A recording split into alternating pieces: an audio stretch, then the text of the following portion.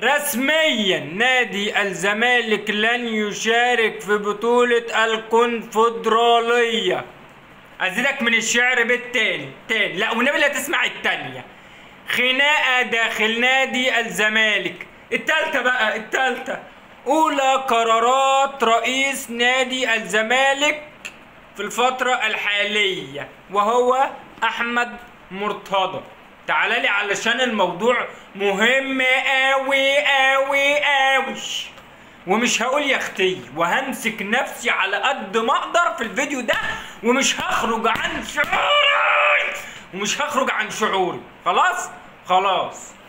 اولا هنبدأ باول موضوع، ولكن قبل ما نبدأ الحلقة اعمل لايك وشير للفيديو واعمل كومنت واكتب عش الاهلي او عش الزمالك. لو انت اهلاوي اكتب عش الاهلي، لو انت زملكاوي اكتب عش الزمالك، واهم حاجه تعمل لايك على الفيديو. اعمل لايك يالا، وهمسك نفسي وبصوا مش هتعصب خالص.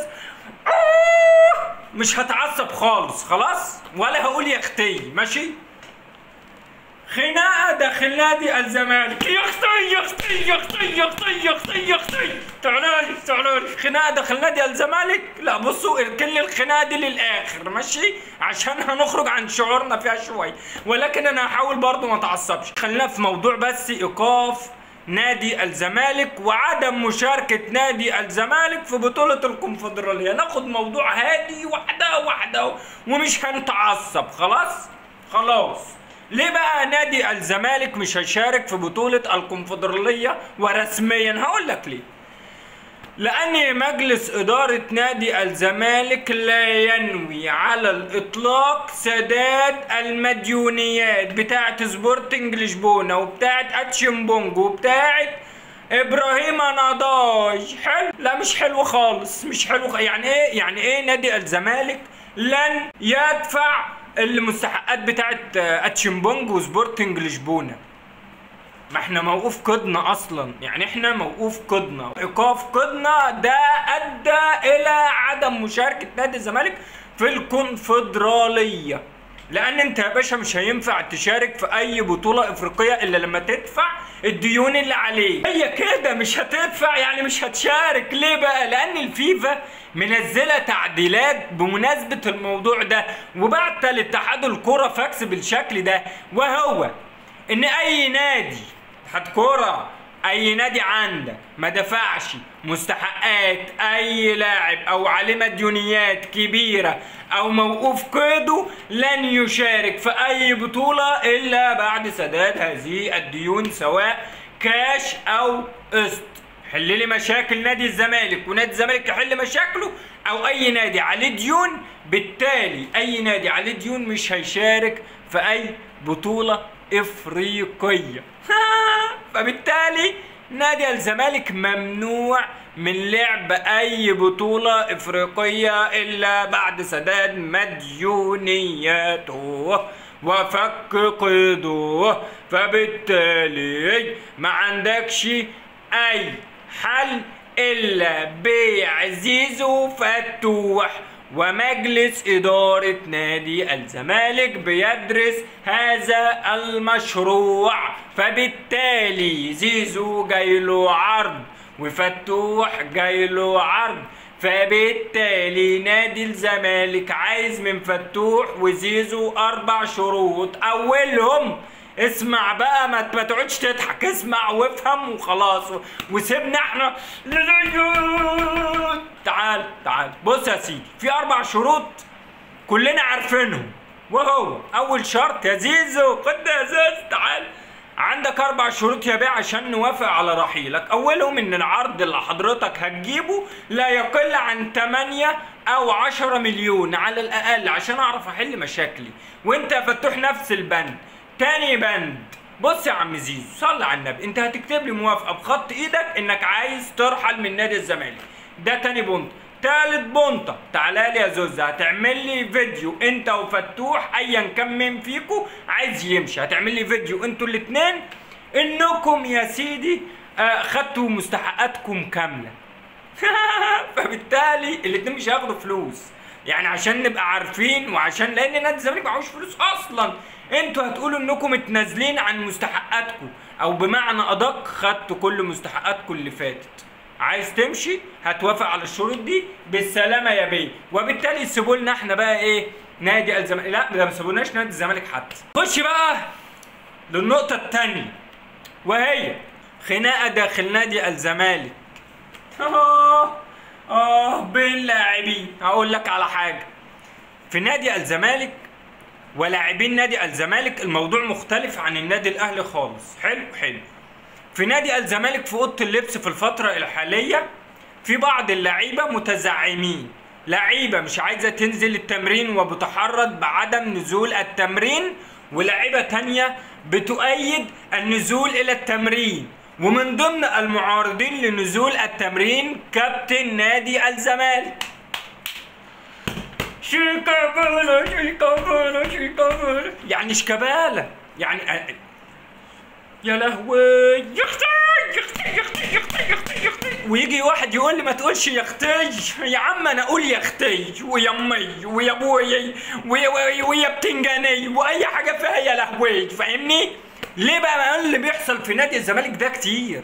اللي بيحصل في نادي الزمالك ده مش طبيعي ولا عادي ولا هو اصلا. طب اقول لك على حاجه واحده، طلع الاستاذ احمد مرتضى طلع بيقول لك ايه بقى؟ بيقول لك علينا ان نتعاون ونتعلم من مجلس اداره النادي الاهلي. انا معاك قولا واحدا، وانا معاك وفي ظهرك ان احنا نتعلم ايه من مجلس اداره النادي الاهلي. وسؤال بيطرح بلح، ومش انا من فتره طويله ومن فتره قصيره ايضا، يعني انا في الفترتين اساسا بقول واجب على مجلس اداره نادي الزمالك التعلم من مجلس اداره النادي الاهلي، وكنت بلاقي واحد يطلع يقول لي يا متزاملك، يا راجل يا متزاملك، علشان بقول ان احنا المفروض نتعلم من مجلس اداره النادي الاهلي فن الاداره.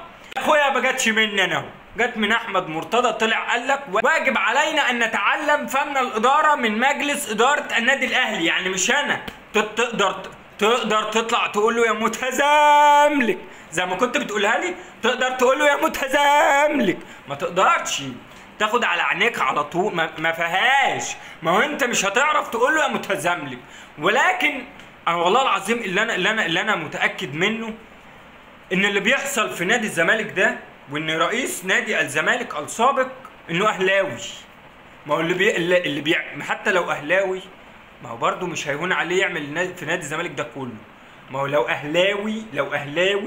اهلاوي متعصب من الدرجه الثالثه وبيقعد في الثالثه شمال بيهزوا جباله وباعلى صوت بيشجعوا الابطال، اقسم بالله ما هيعمل في نادي الزمالك كده، ده هيبقى عنده ذره رحمه. لكن اللي بيحصل في نادي الزمالك ده ما بيحصلش في فرق بتهبط. يعني اللي بيحصل في نادي الزمالك في الفترة الحالية ما بتحصلش الفرق بتهبط. يعني فرق بتهبط ما بنسمعش عنها كمية الديون والمديونات دي كلها. ده انت لو قصد تغرق نادي الزمالك مش هتتعمد انك تعامله بالطريقة دي، مش هتعمل اللي انت بتعمله ده كله. ده لو انت قصد توقعه اصلا، لو انت اهلاوي وعندك حرقة واهلاوي بقى سيخ، اهلاوي سيخ كده، مش هيهون عليك تعمل في نادي الزمالك ده كله. انت بتعمله في نادي الزمالك كده ليه؟ سيبك بقى من الكلام ده، علشان انا مش عايز اتعصب. انا ما تودونيش لحته ايه ان انا اتعصب. انا مش هتعصب، انا هادي خالص. هنخش بقى في تصريحات كابتن رضا عبد العال. كابتن رضا عبد العال قال لك ايه بقى يا سيدي؟ قال لك واجب على مجلس اداره نادي الزمالك ان يراجع نفسه يا كابتن رضا، ومجلس اداره نادي الزمالك فاشل. يا جدع انت، يا جدع ده انا كنت بقول مجلس اداره نادي الزمالك فاشل، الاقي واحد يقول لي يا متزاملك. كل ما اقول نادي الزمالك رئيس نادي الزمالك فاشل الاقي واحد يقول لي يا متزاملك. يا كابتن رضا انت بتقول الكلام ده بجد؟ طب حد يخش يقول له يا متزاملك؟ لا، ما حدش يقول له يا متزاملك. ليه بقى؟ لان هو دلوقتي مطلعينه المسرح. يعني ايه مطلعينه المسرح؟ يعني بيقول لك كابتن رضا عبد العال بيقول الحقيقه. يا راجل انت، يا جدع، واحنا لما كنا بنقول كده كنتوا بتقولوا علينا متزملكين ليه؟ يعني لما يطلع اي واحد زملكاوي على السوشيال ميديا يطلع يتكلم في اي موقف في مجلس اداره نادي الزمالك او ضد مجلس اداره نادي الزمالك او بينتقد قرارات نادي الزمالك ورئيس نادي الزمالك، يطلعوا يقولوا يا متزملكين. طب في الفتره الحاليه ميدو بيقول لك واجب على مجلس اداره نادي الزمالك التقدم بالاستقاله. كابتن رضا عبد العال نفس الكلام. كابتن اي حد في نادي الزمالك دلوقتي كابتن من كباتن نادي الزمالك يطلع يقول لك ايه؟ واجب على مجلس اداره نادي الزمالك التوجه بالاستقاله. طب ما هو قبل كده كنا بنطلع نتكلم تطلعوا تقولوا علينا متزملكين، لكن خلاص دلوقتي انتوا بقيتوا خلاص الموضوع لسه قاريين الموضوع ده يا ولاد الايه يا لعيبه. ده انتوا عندكم برضو عندكم بعد نظر ما شاء الله عليكم. لا والله ما شاء الله عليكم صحيح. لا ده احنا نبخركم بقى. يختي ما شاء الله عليكم والله طلع عندكم بعد نظر. تصدقوا ان احنا فعلا احنا ما كانش عندنا بعد نظر خالص، ولا كنا بنعرف ولا اي حاجه من الحاجات دي. يا صلاه النبي يا صلاه النبي والله تحسدوا. لا تتحسدوا والنبي والنبي. لا لا لا لا لا لا لا لا لا لا لا لا لا حول ولا قوة الا بالله. خلونا نشد في شعرانا. نفسي الفترة اللي جاية نتكلم كورة بقى. والله وحشتنا بقى. عايزين نتكلم كورة بقى. كفاية ضحك بقى يا زمالك. كفاية ضحك بقى يا جماعة بقى والله كده كتير. والله الأهلاوية بيقول لك ميتين على نفسهم من الضحك. كفاية عايزين نتكلم عن الكورة. عايزين نتكلم عن الكورة والماتشات. والله وحشتنا يا جماعة. حد يقطع الأجازات وحد يدخلنا في الدوري.